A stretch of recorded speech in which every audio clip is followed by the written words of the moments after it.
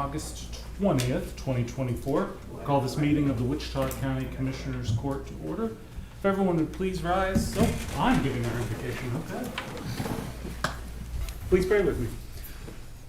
Holy Father, thank you for the opportunity to be here today. Thank you for everyone who is present in this room and watching the proceedings either via Zoom or listening or YouTube. Lord, we thank you for the opportunity to get to live here and to be a part of this community.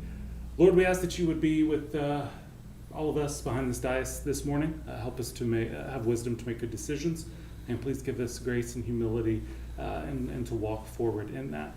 Lord, we ask that you would protect all of our first responders, our firefighters in the county, everyone who's got always a challenging job, but it's even more challenging right now. We pray for their protection, and we pray that you would protect our land and that you would send us rain. And then we also lift up this weekend and all of the riders and the people coming in for Hotter Than Hell 100 and volunteers and just the thousands of people that will be participating. We ask for your protection. Lord, be with us. We ask these things in Jesus' name. Amen. Amen. Please join us for the pledge to the U.S. flag.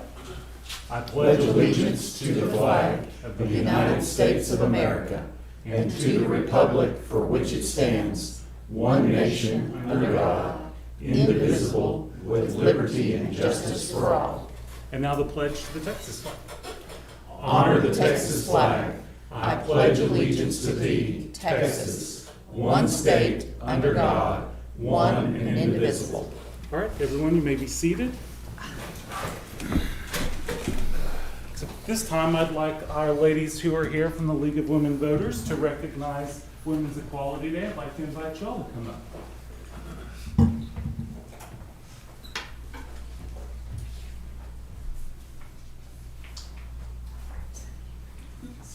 So considerate, everyone. So we are doing a proclamation for Women's Equality Day this morning. So I will read that and then I will turn it over to any of y'all who want to say a few words. So whereas in 1920, the 19th Amendment to the U.S. Constitution was passed, granting women the right to vote. And whereas women in every state, every cultural and religious group have united to assure that these rights and privileges, public or private, legal or institutional, are available to all citizens of the United States regardless of sex.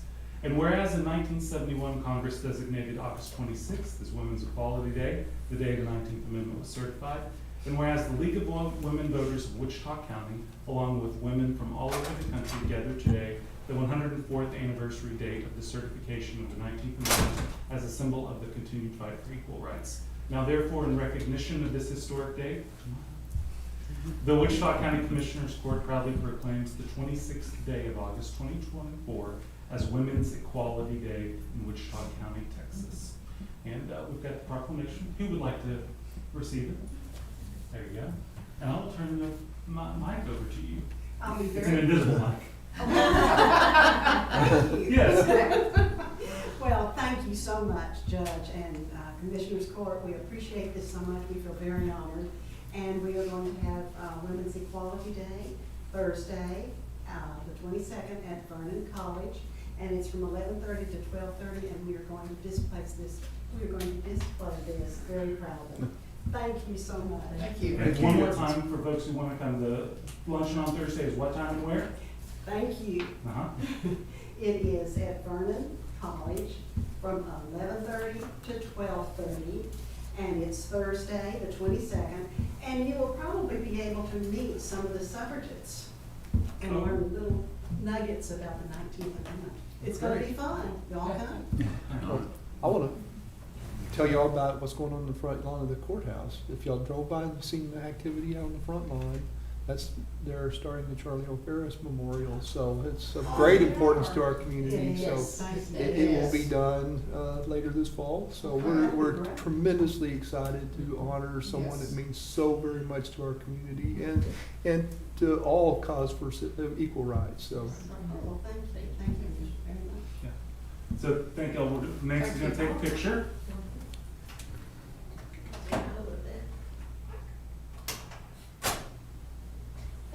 Thank y'all for being this one. I'll see you Thursday. All right. Yes. Thank you.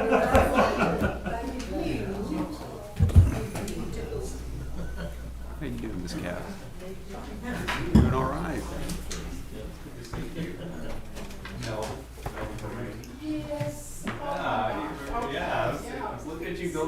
Been a little while.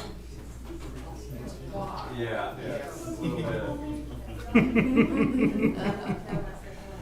Thank you all again for coming this morning.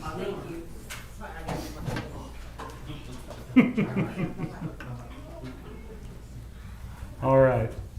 Any other presentations this morning, Nathan? Go. All right. It is now 10:05, and we will open up for public comments. As a reminder, comments will need to be limited to 5 minutes or less, and Commissioners Court cannot take action on any item brought up during public comment. Do we have any comments this morning? Yes, Judge, as you mentioned in our prayer, and thank you for that, this week is Hotter Than Hell Week. A lot of cyclists coming into town, so I want you to be aware of that, but have a special message for the cyclists. In all my years of being on the steering committee, this last night marked the first that I can recall that we ever had a fire watch meeting, because of the recent wildfires that we've had that spread so quickly. There is some concern with riders being out in some of the areas that are prone to fires, that we may have issues with that. So we've got a plan in place to deal with it both here in Wichita County and in Clay County. We will be watching over, but one thing we do want to ask the cyclists is to be aware that we have a potential for wildfires, and if you spot any, to stop and do not go into the smoke. Just stop where you are, and we'll be sending SAG wagons or whatever to give you further instructions. So, and I'll have a precinct 1 crew standing by with barricades and everything just to get out and block off any traffic as necessary. So, Okay. Thank you. And I'd also like to say, I mean, we will talk about this during the burn ban item later, but I would like to just thank everyone who's been busy responding to fires for the last week, especially the ones on Sunday and then again yesterday. That's folks from the Sheriff's Office, that's our Emergency Management Office, that's the volunteer fire guys, that's Road and Bridge Precinct guys, that's local fire departments and municipalities. I mean, it is a group effort, and a lot of folks have been really hot and really tired, and doesn't look like there's much relief in sight for a while. So just want to publicly recognize them, thank them. The volunteer system in unincorporated areas only works when people are willing to get out there and help, and so thank you. Dwayne, did you want to say something? Yeah, come on up to the podium so the mics can pick you up. Good morning, Judge, Commissioners. I'm going to give you a little update on the Peter Switch fire we had on Sunday. Wound up being 1,656.5 acres total. It said there was 11 homes threatened, 0 homes lost. We lost 2 outbuildings. There was 13 shops saved, 2 RVs saved, 5 Connex boxes saved, 2 trailers saved, and 2 tractors were saved. And they're going to probably close that fire out and turn it back over Thursday, the 22nd. TFS talked to them this morning. It took a village to get this done. Everybody was aware, everybody saw it. Help of the volunteer departments all around this county. We had volunteers from Clay County and Archer County, and also we had a tender from Duval, Oklahoma come down to help. And kudos to the Sheriff's Office for helping with traffic control, keeping all the looky-loos out, going and scouting, looking at houses, saying, hey, it jumped here. So, and having Wichita Falls and Shepherd and those career departments coming in. So there was a lot of potential out there to get a lot of houses and a lot of structures taken down. But they did a good job, and y'all all know we've been getting our tails kicked for the last month. Out in the West, KMA Electric Pumpkin Center, they're dealing with oil field stuff, so they've saved a lot of battery tanks, pumping units, houses and structures out there also. So it's all over the county. Clay County and Archer County and Wilbarger County all around us is went in the burn ban, and if y'all allow me, I'll talk on that when that comes up. But fire yesterday in Burke was about 80 acres. We don't know for sure yet exactly if that's around 80 or a little bit more. Done some burnout operation, and also TFS was there, out of state. Dozer Resources were there, and a Tiffma strike team is in town. So if you see those guys, any of these fire departments, any of the sheriff's office, anybody that was involved with all these, tell them thank you, because there was a lot of burning out around houses that I know for a fact, seeing the flame fronts and watching them getting pictures, that some of these houses would have been laid on the ground if it wouldn't have been for these guys going in and burning around these houses. Yeah. And then doing that. So thank y'all for the support, and we're gonna try to hang in there as long as we can, but it's getting rough, so. Dwayne, one thing, it seemed like the air assets the state deploys were here much quicker for the Sunday fire, for example, than they have been. Is that due to just they continue to get better with coordination, or is it we don't have statewide problems happening right now, so there are more resources that they Well, can... what the deal is, they've got them, they strategically place them through Texas Forest Service, like those fire bosses that come in, the float planes that we've had here last 3 days, 4 days, whatever it's been, have been in Mineral Wells, and then we've got a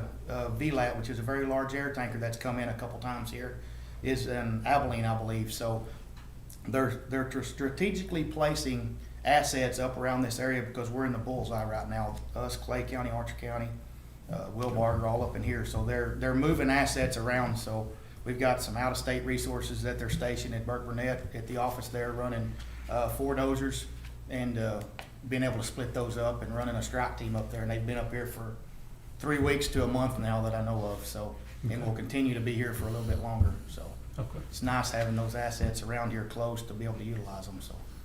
good deal. Well, we'll hear more from you on All right. when it comes Thank to you. burn ban time. Thank you. Does anyone else have public comment this morning?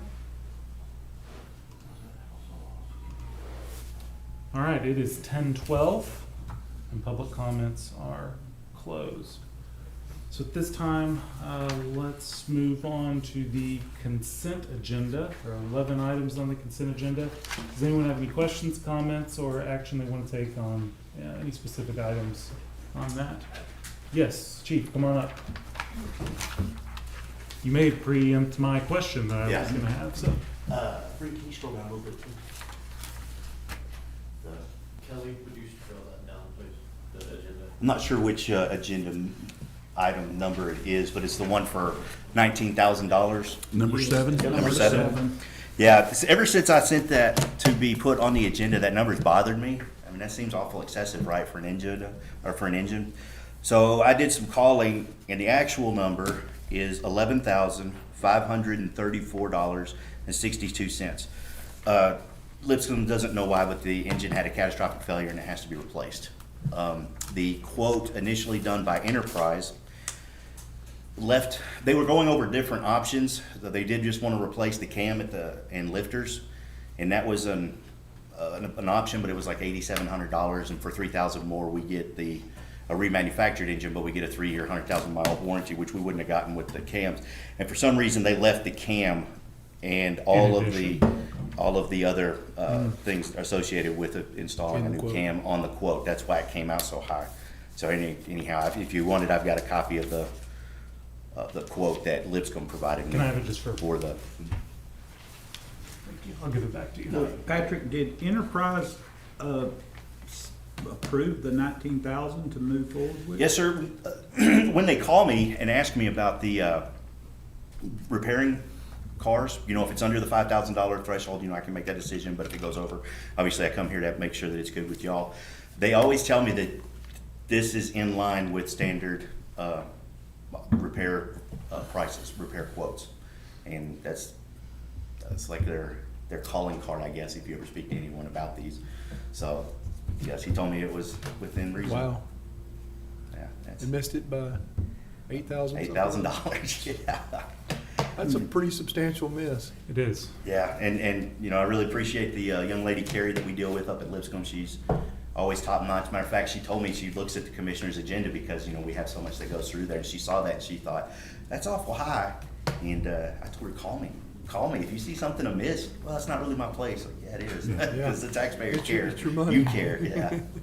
So that should be the correct number, Judge. And just ask to change that Okay. number to reflect that. Okay. And Chief, before you go, Yes, the Martin's one, that had to be done through Martin's because it's body work, which Enterprise Yes, sir. doesn't do. Is that right? Correct. Okay. And that should be coming through the other person's insurance, because that was another person's fault that accident occurred or a crash occurred. Somebody pulled out in front of the deputy. Is that the one over by the LEC? Yes, sir. Okay. All right. Quick question on number 11. Yes, sir. Is that Thank you, Chief. has that been signed by Bruckner? No. So this is for us to move forward and then send it to them as approved. So this is the agreement that would have Bruckner pay any delta Right. between the original sell price versus what we. Have they been contacted since we talked about it last? No. No. Okay. So we'll send it, and then if See the what court happens. approves it, we'll send it, see what happens, and then take action from there. Okay. This doesn't limit any of our options moving forward, but it's kind of a first step to going ahead and doing that. So, motion to approve consent. So we're gonna change item number 7 Yeah. to read motion to approve enterprise fleet management invoice number 68386 in the amount of $11,534.62. Second. With the-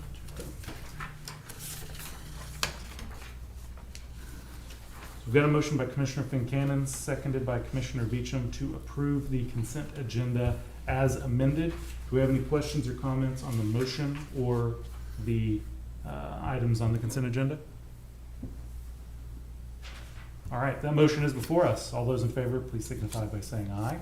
Aye. All opposed, same sign. Motion carries 4-0.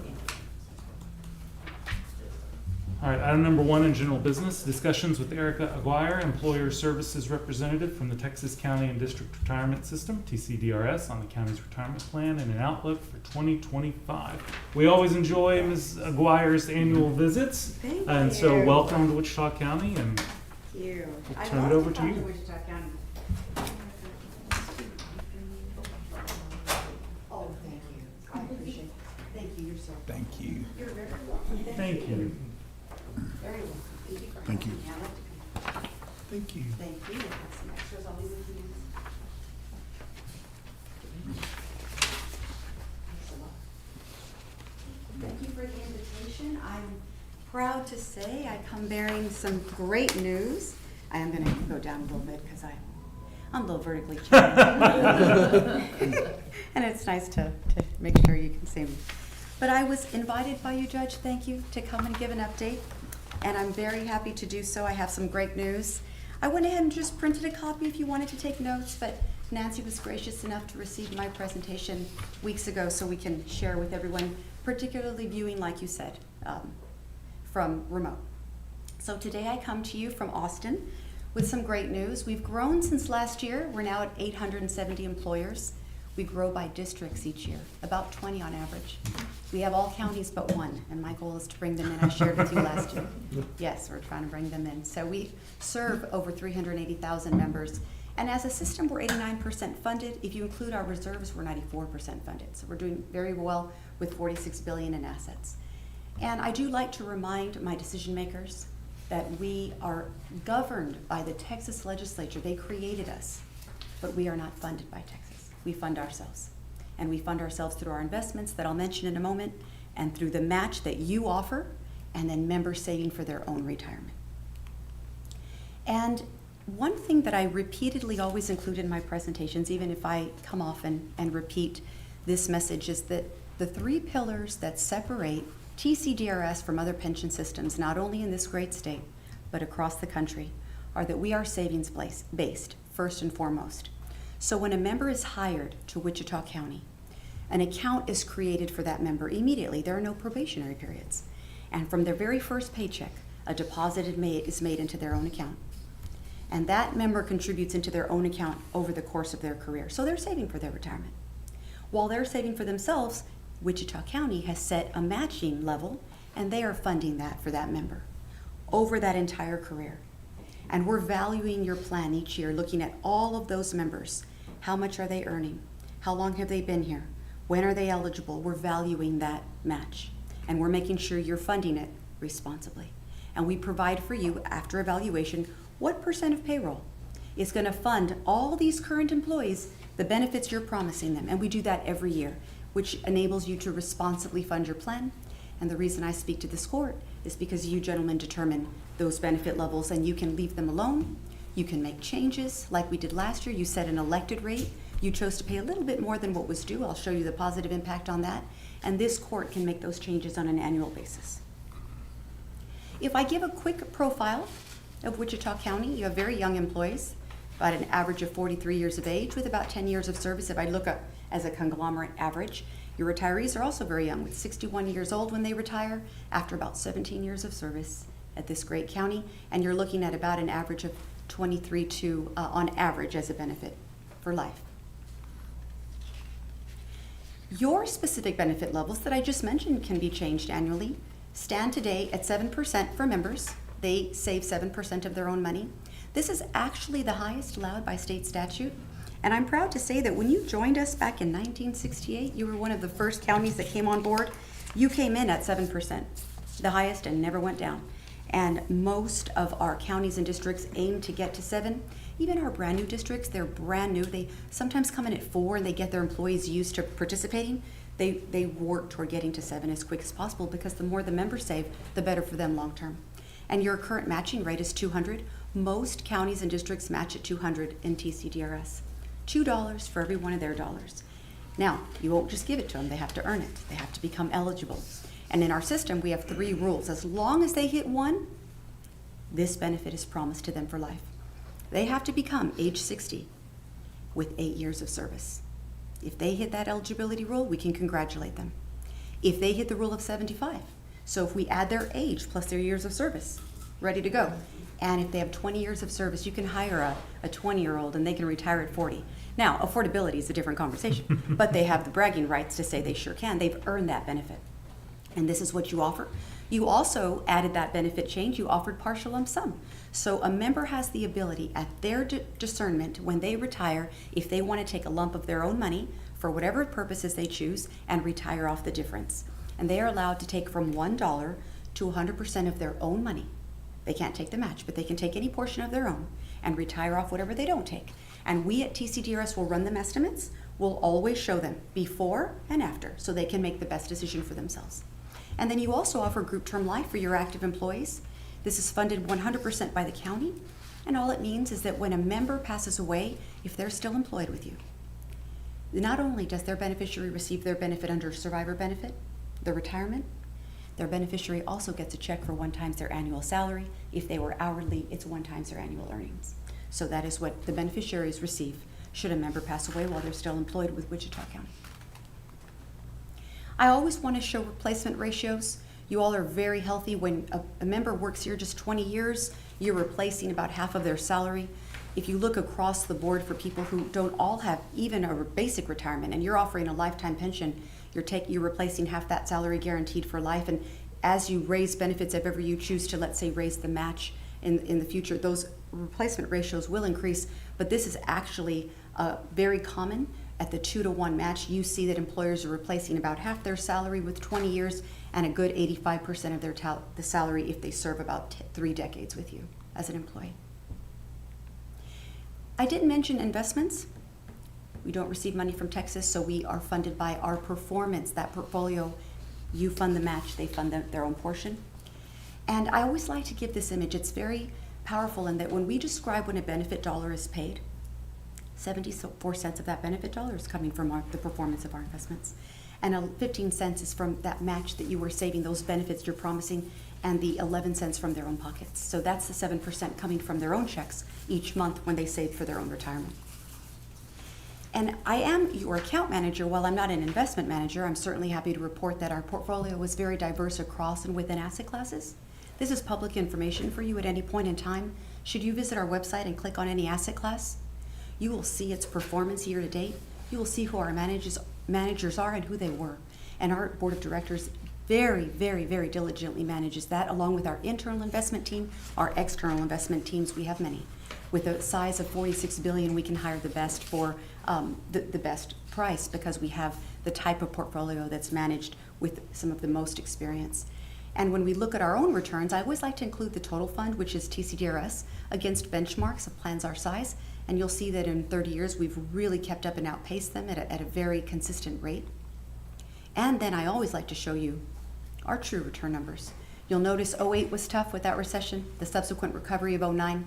We fell outside of that bandwidth, that gray bar that's designed with intention of our portfolio's performance. Now, the goal is 7.5 across over the long term, just across parameters.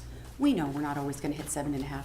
We're either going to do greater than or a little less than, but as long as we're performing within that bandwidth, the portfolio is doing what it should, and you'll see that it does very well. And last year we closed the year at 11.1, and as I mentioned to you last year, when we have gains, we pass gains to our employers. We also put gains in reserves, because for like 08, we were able to use those reserves and help offset spikes and cost increases at a detrimental pace for our employers. So those reserves have served us extremely well over time, and we have about $2.5 billion in reserves right now. I mentioned I have good news. You have a cost decrease last year, or this year. Your 2024 rate that you owe us is 12.53. Now you're paying 14 because you chose to pay an elected rate a little higher, but what is owed to responsibly fund your plan is 12.53. The good news is our gains that you see with investments, the elected rate you put in place, your demographics means you might have had people terminate employment and they withdrew their own portion. That means they forfeit the match. It stays with Wichita County. You also probably gave raises, and those raises also put more money into the system. And then we adjusted a few assumptions. All combined, your required rate dropped to 11.74. So the news is that if you continue to pay the 14%, this county just increased that gap of what is owed to what you're paying. And you're just putting more assets in your own county, Wichita County plan, and you're just really preparing yourself for either an adverse year. We don't know what the future holds. You're preparing yourself to maybe one day have a discussion of passing a COLA for retirees.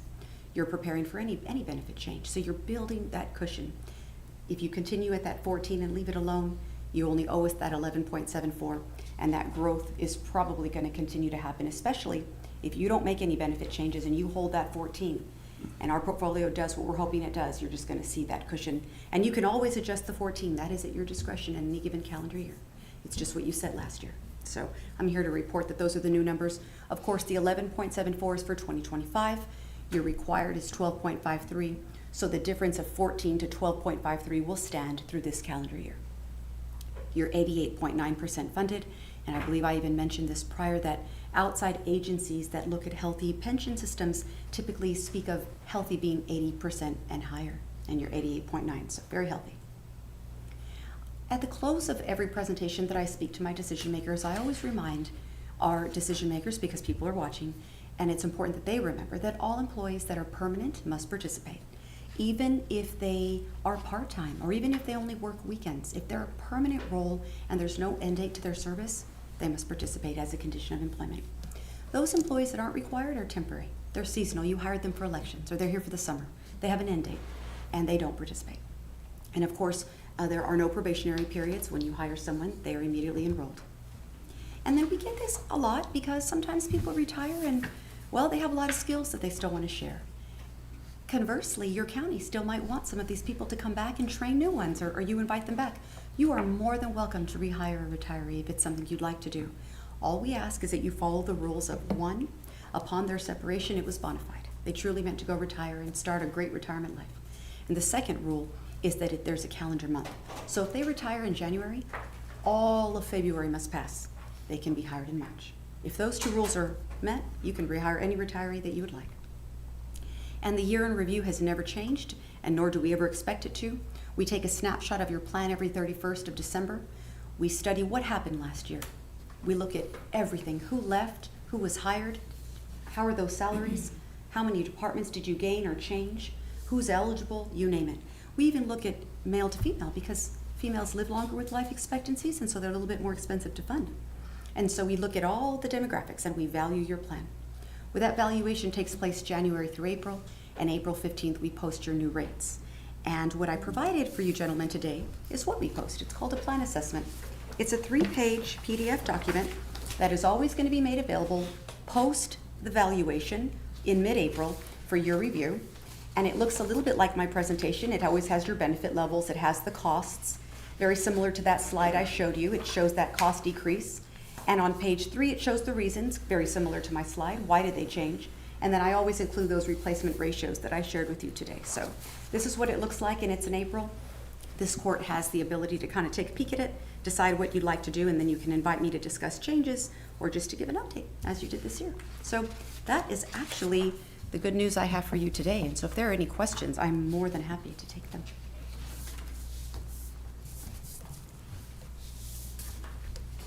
Any questions for Erica? She always does such a great job She's with these. usually very thorough. Yes, You don't very have- good. Thank you. Thank you so much. And I'm excited to stay through lunch. I'm going to be speaking to some of your members, and so I get to give a member presentation.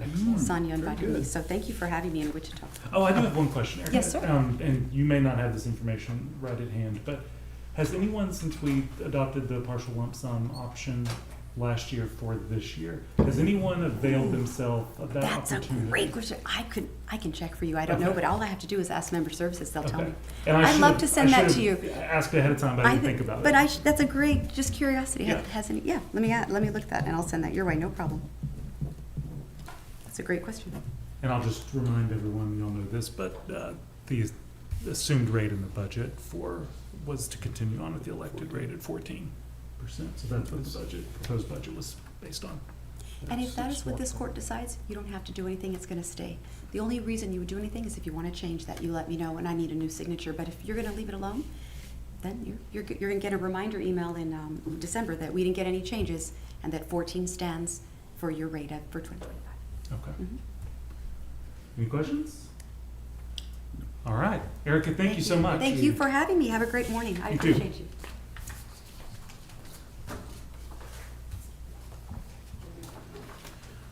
All right. Let's move along to item number 2 in general business. Receive report from Homes for Freedom on the improvements to the Wichita County Cemetery. I'd like to invite Lisa Lothenor up to make the presentation. Hi, good morning. Brenda, can you bring the attachment up? And you Should can be a raise file that attached. console up if you want. There's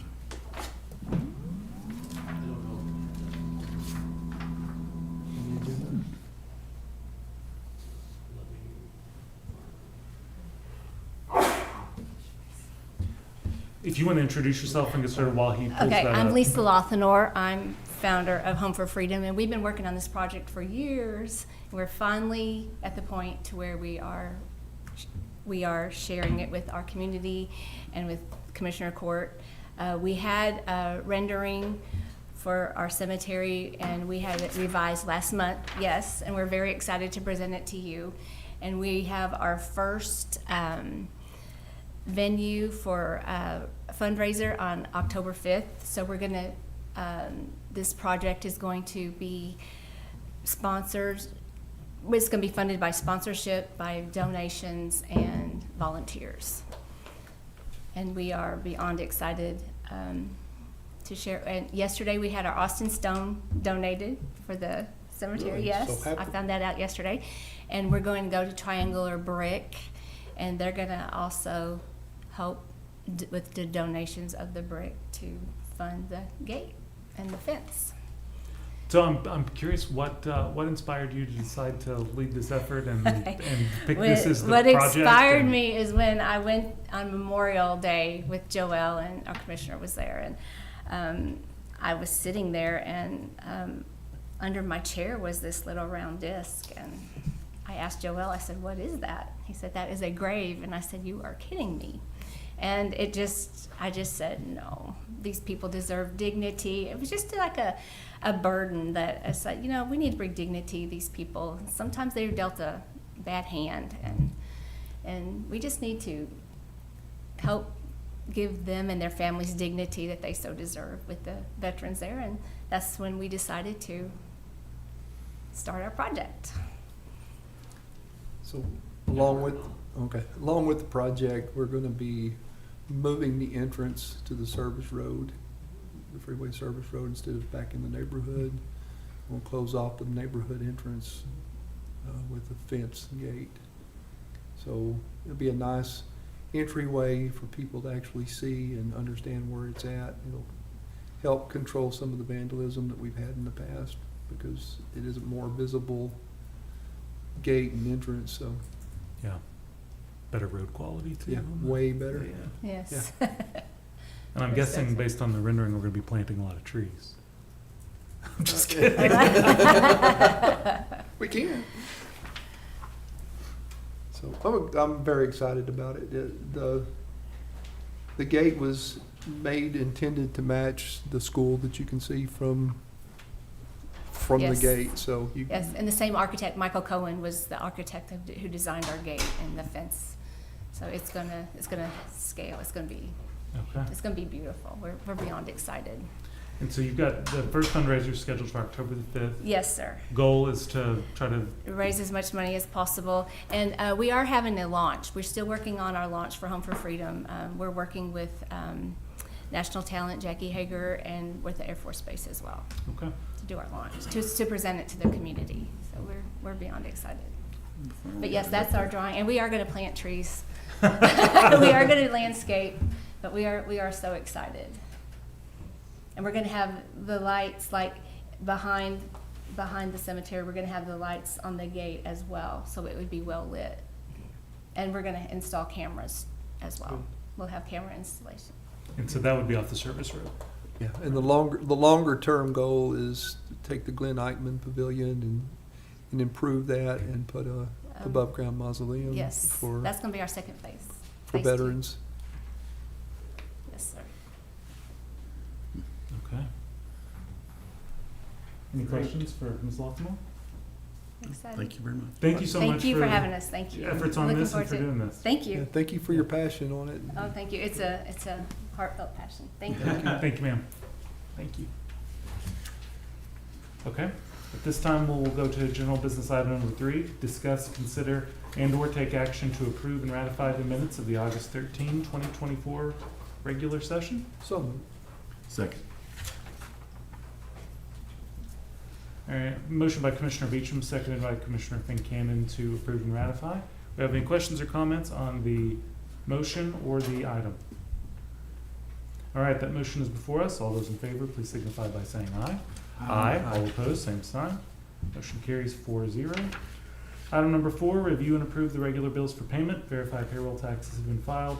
And order county treasurer to disperse payroll and/or bills within 72 hours via U.S. mail, FedEx, UPS, or electronically, unless directed otherwise, or may be picked up and ledgered in the treasurer's office. So moved.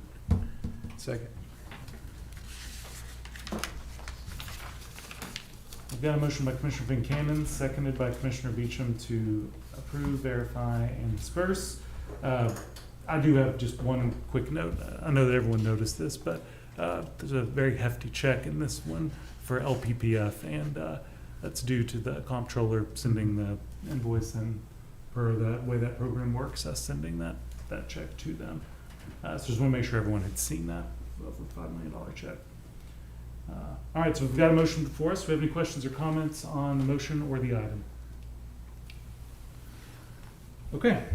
All those in favor of the motion, please signify by saying aye. Aye. All opposed, same sign.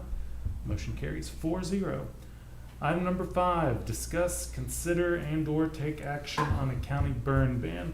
I'll ask Dwayne to come up real quick, and while he's making his way up here, I'll just say a couple of things. So, Commissioner Fincannon and I did go to the rural fire department meeting last Wednesday to get their input and check their pulse on whether or not a burn ban was warranted and when it should take effect. And it was unanimous that it was warranted. We needed to go into one. And there's a little bit of back and forth on, should it be immediate? Should it be a couple of days notice, a week's notice? The burn ban, the order that y'all have in your backup information and that I'm proposing would come into effect essentially at 12:01 a.m. on Thursday morning. So that would mean the rest of today and tomorrow, the burn ban would not be active, and then at midnight, Thursday morning at 12:01, it would be effective. Why delay? There are people out there that need to do that. The fire departments also say that it's better to give them a little bit of time instead of rushing it all at one time, because they'll get out there and they can't control it if too many people start. They would like a little bit of buffer time.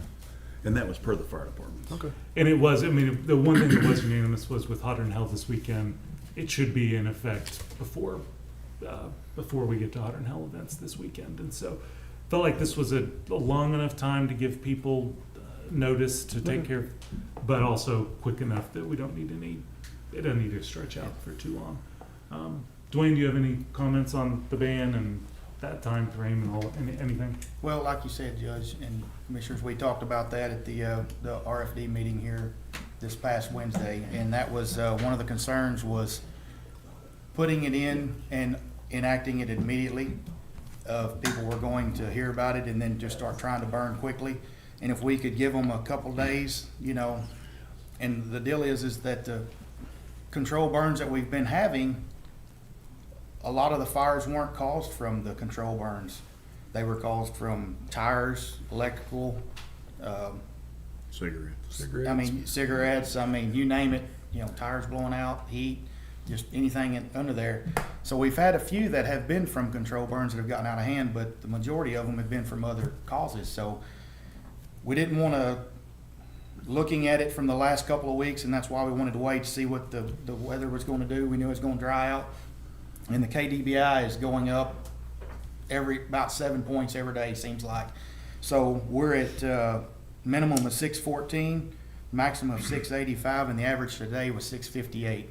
So we went up another 7. So, and everybody's seen what it's doing. It's all cured. Everything is dead and just, but the reason why we wanted to kind of give them a little bit of time frame so that every person in the county that wanted to burn something, they didn't do it all at one time. They could do it slowly and not be rushed and overwhelm us, because we're just running and gunning and we can't keep up with what we're doing now. Guys are beat, their units are trying to get them back in service, and they're just, we don't have, I mean, we're just wearing everybody out. And like I said, we didn't need any extra help, but I do believe that we need to implement this, like I said, especially before Hotter Than Hell 100 coming in this weekend, to try to alleviate some of that. We can't fix the human natures, lightning strikes and all that stuff that's going to be out there, and all these other natures of methods of starting them, but at least we don't need that on our plate too. We're pretty efficient at fighting grass fires. We don't need any more practice, so let's everybody else has already done it. Wilbarger, I believe, Archer, and Clay County, so I figured we could just follow suit with them. And y'all, appreciate y'all letting us have the last couple of weeks to see what it was going to do, and it did exactly what we all thought it was going to do, and it dried out. So here we are before the court this morning and discussing it. So, Motion to enact the burn ban. Second. Thank you. thank you. Thanks, Dwayne. All right, so we have a motion by Commissioner Fincannon, seconded by Commissioner Beecham, to order a burn ban to take effect at 12:01 a.m. on Thursday, August 24th. So again, just for the public, anyone listening, that means that the rest of today and tomorrow, a burn ban is not in effect. But Thursday morning at 12:01 a.m., the burn ban goes into effect. Thursday is August 22nd. 22nd. What did I say? 24th. Yeah, 22nd. My apologies. I even looked at my watch and saw that it was the 20th. All right, so we got that motion by Commissioner Fincannon, seconded by Commissioner Beecham. Do we have any questions or comments on the motion or the item itself? And I will send out a press release as soon as we get out of court so that we can get this publicized as much as possible. All right, the motion's before us. All those in favor, please signify by saying aye. Aye. All opposed, same sign. That motion carries 4-0. Item number 6, discuss, consider, and/or take action to approve Trinity Air Conditioning invoice number 23121306 in the amount of $44,787 for the HVAC replacement on the 4th floor of the courthouse, which is higher than the bid price of $43,776 by $1,011 for the addition of 1 damper and motor static pressure sensor wiring. This will be paid from Permanent Improvement Fund. Ricky, do you want to come up and discuss this? So the original project for the 44,787 was approved back in November last year. Of course, you know, the lag time between when we get things on the agenda and we get it approved and then they order it, you know, everything takes months, literally months. But at any rate, when we did the RFP, particularly when I did the RFP, there was a zone that wasn't taken into consideration.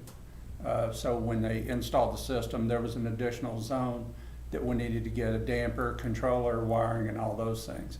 So that's what the additional $1,000 is for: damper, controls, wiring, and everything to have that unit functioning, or to have that zone functioning, so. Okay.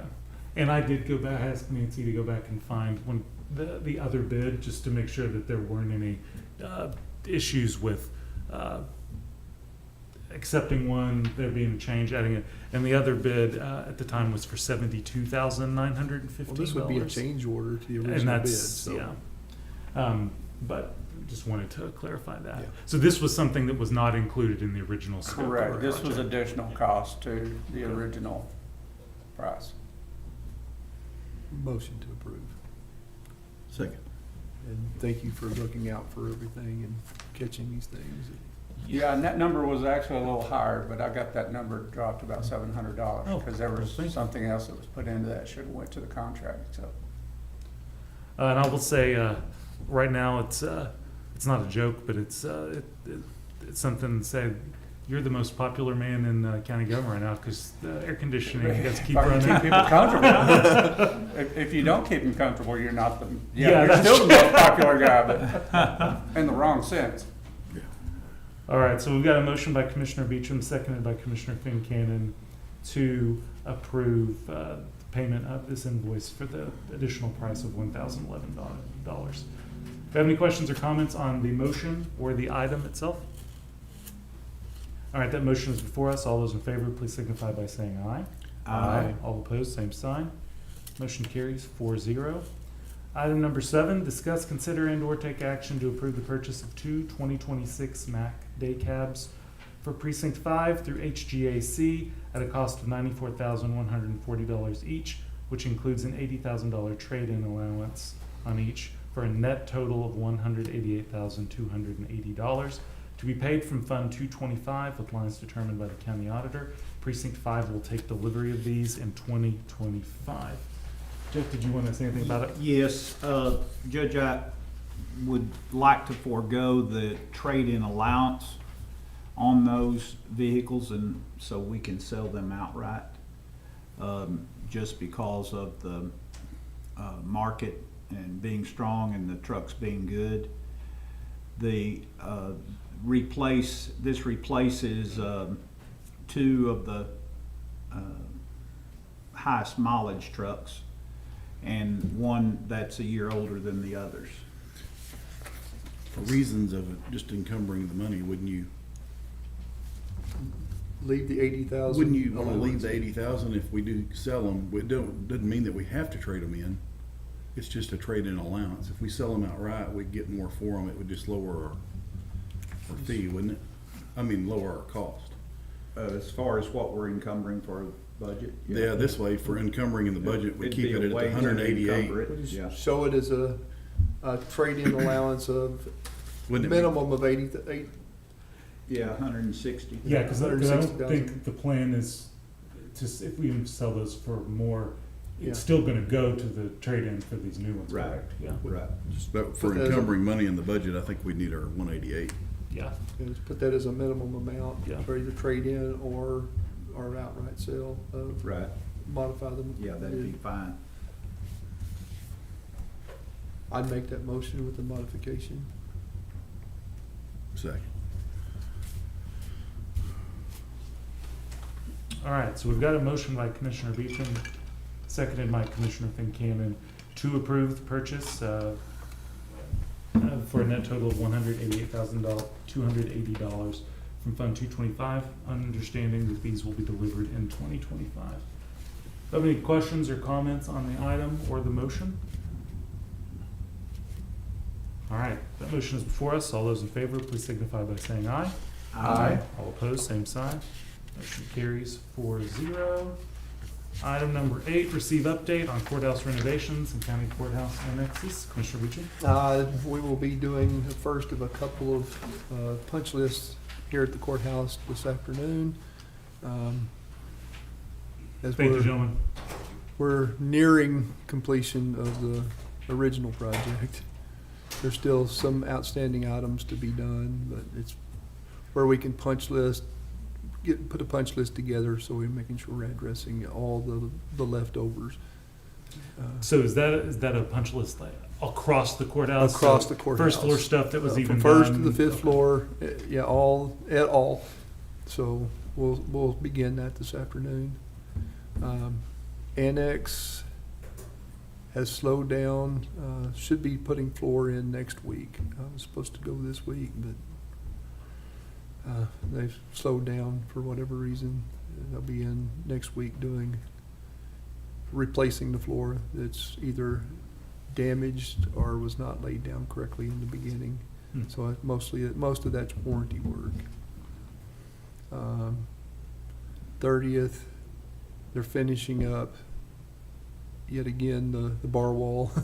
Once they get completed with that, then they'll start the staining. So they were finishing that this morning. Okay.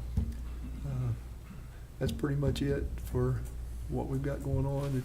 Like I said earlier, we started the Charlie O'Ferris Memorial Project out front. So a lot of things going on. Right now, they're laying the concrete and the foundation Yeah, for it? Building the foundation for it, correctly. Correct. And that's it. Okay. Yeah.